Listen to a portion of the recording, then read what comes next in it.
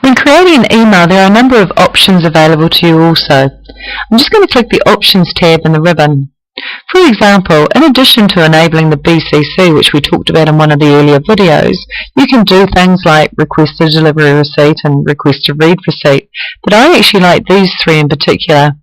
Often when I send an email, I don't necessarily want to save that email in the Sent Items folder. I actually want to save it in a different folder. So you can control where the sent item is saved to.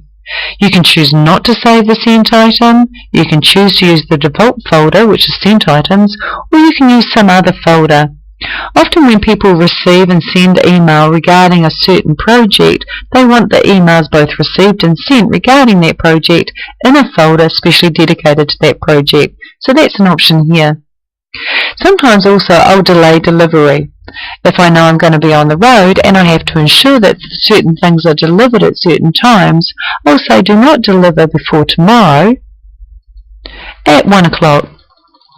And so tomorrow at 1 o'clock that will automatically go, and that's quite handy as well. Besides delaying the delivery, you can also have replies to this email directed to somebody else using this button. So it may be that I'm no longer part of this project and I'll choose somebody else that I want to have the replies sent to. Alright, so any replies to this email will automatically go to Dennis Hills. And so those are some of the options that are very handy. When it comes to printing an email, let me just close this email. Printing an email is pretty straightforward. You simply go to the email and you simply go to File and Print. And here's a print preview of what the email will look like, and it's going to print on 2 pages. If I go back home, other things available to you, of course, are to forward an email, but what's new is being able to forward an email as an attachment. Sometimes I don't want to actually hit reply or forward. I want to forward as an attachment, so the email is attached and then I can start a fresh conversation in my email. If they want to read the email, they'll just double click it and they'll be able to read the email. Another option that's quite handy, so let me just close this, is reply, but also reply with a meeting. It may be that Jerry's asked me if I've got some time free, and I'll say yes, I have on Friday, and instead of then going and organising a meeting as well, I'll simply reply with a meeting and say it's going to be in the boardroom, it's going to be on Friday from 9 AM to 11 AM.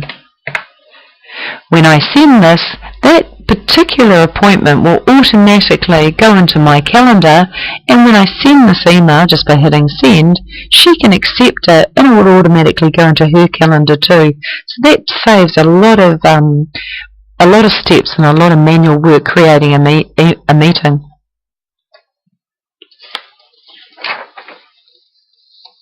Deleting an email is quite straightforward.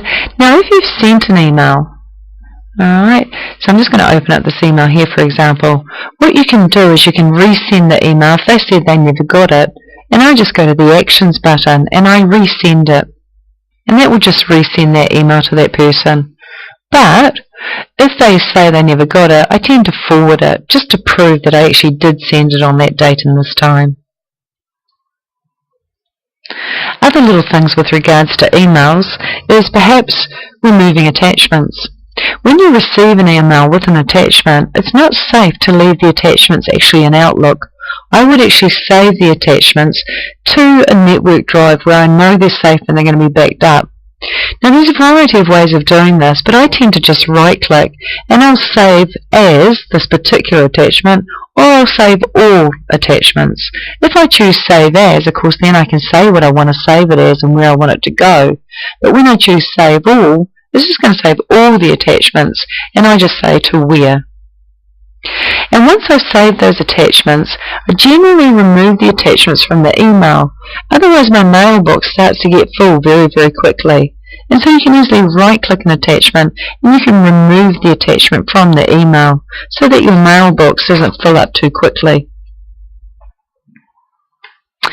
Now when it comes to emails, it's nice to be able to put them into various folders, and I find the quickest way is just to right-click the inbox and to make a new folder. So I might make a new folder called Lakes District Health Board.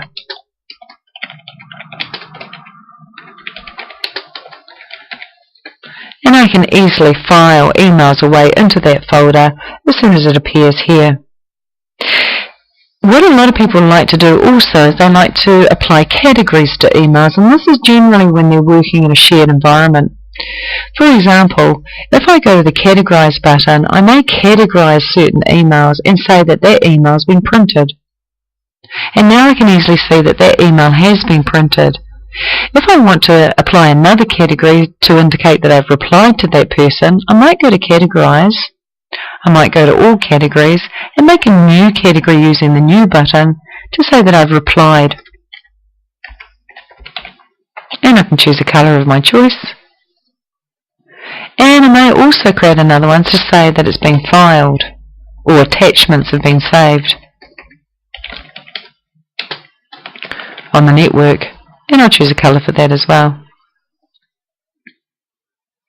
So when I hit OK, I can immediately see, just by looking at that email, that I've replied to that person, the attachments have been saved to the network, and that email's been printed and filed. And so categories can be quite handy to tell you where you've got to with each of those emails, and especially if you're in a position where you're job sharing with others and you wonder if an email's been replied to. So I could go to Jerry, for instance, and I could say here that I haven't replied to her, but I have printed it, and I have saved the attachments.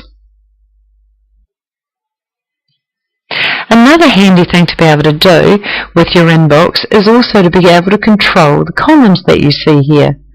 For example, I sometimes want to know if anybody was CC'd when I got an email. So the email may have been to me, but was anybody else CC'd? So what you can do is you can right-click the column headings and you can choose the field chooser. And there's many fields that you can add, and I might add the CC. Then I can easily see, if I now close this, that this email was not only sent to somebody, but perhaps was CC'd to somebody. And that would show in this column here. I might also want to see, for example, my categories up here. So I might right-click, go back to Field Chooser, and I might choose Categories, and drag it up to here. If I then close this, I can see the categories that have been assigned to a particular email up as a column heading. I can also get rid of columns, so I can drag the CC off if I decided I didn't actually want that. So the Field Chooser enables you to quickly add and rearrange columns, and you can also just drag columns down if you want to get rid of them.